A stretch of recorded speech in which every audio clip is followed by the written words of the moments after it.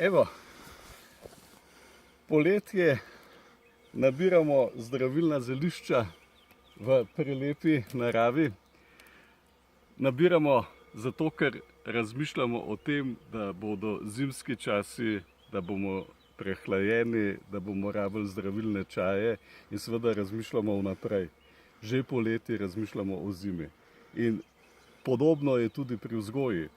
Ko imamo majhne otroke, je tako kot poleti, vse sije sonce, nobenih težav, nobenih zatikov.